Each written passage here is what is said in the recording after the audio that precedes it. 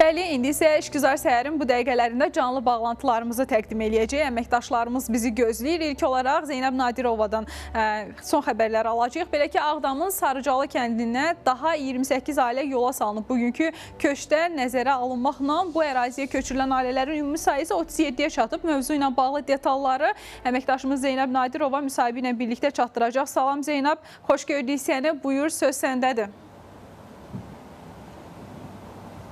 Bəli, Nurani, bir daha salam. Efirimizin növbəti saatında böyük qayıdış çərçivəsində elə Qarabağ ərazisinə və eyni zamanda Ağdam ərazisinə də köç davam eləyir. Bugün də növbəti köç baş tutdu və Ağdamlılar öz doğma yurd yuvasına qovuşdu. Sarıcalı kəndindən gedir söhbət və sizin də vurğuladığınız kimi ikinci köçdü bu və artıq 28 ailə köçdü və ümumi olaraq 37 ailə məskunlaşdı.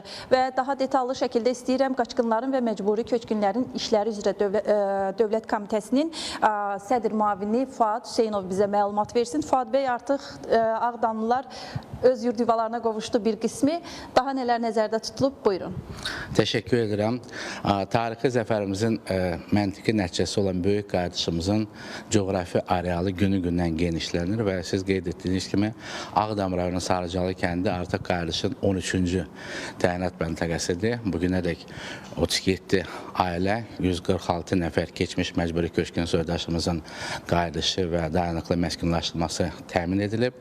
Ümumilikdə Ağdam rayonu Sarıcalı kəndinin ilkin mərhələsində 203 ailənin köçü nəzərdə tutulur. Artıq 203 fərdi ev hazırdır, öz sakinlərini gözləyir. Ümumilikdə isə kənddə 425 ailə üçün yeni bir qəsəbənin, yeni bir kəndin inşası nəzərdə tutulub. Bu yaxınlarda martın 27-sində möhtərəm cənab prezidentimiz, ölkəmizin birinci xanımı, hörmətli Mehriban xanım Əliyeva Ağdam rayonu Sarıcalı kəndində yaradılan şəraitlə tanış olmuşlar və Ağdam rayonu Sarıcalı kəndinə ilkin mərhələdə qayıtmış ilk sakinlərlə çox səmimi, isti görüşləri olmuş və onlara evlərinin açarları təqdim edilmişdir. Bundan əlavə həmin kənddə bütün zəruri sosial-texniki infrastruktur təmin edilib.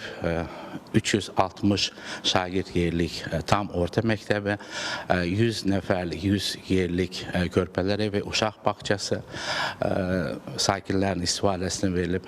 Həmçinin inzibati bina, məişət obyektləri, bazar kompleksi Sarıcalı kəndinin sakinlərinin istifadəsinə verilib.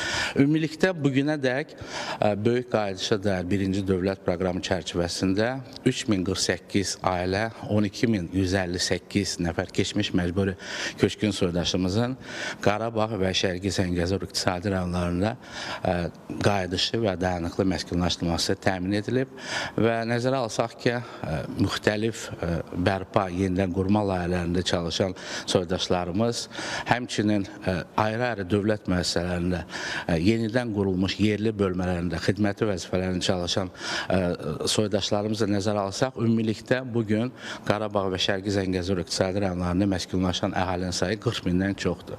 Və təbii ki, bu şanlı tarixi bizə bəxş etdikləri üçün biz ilk növbədə müqəddəs ruhları qarşısında baş əydiyimiz və Allahdan daima rəhmət dilədiyimiz şəhidlərimizə, Allahdan sağlıq və şəfa dilədiyimiz qazilərimizə və təbii ki, istər tarixi zəfərimizin, istərsə də böyük qayıdışımızın əsas memarı və müəllifi olan Müzəffər Ali Başkomandanımıza borcluyuq.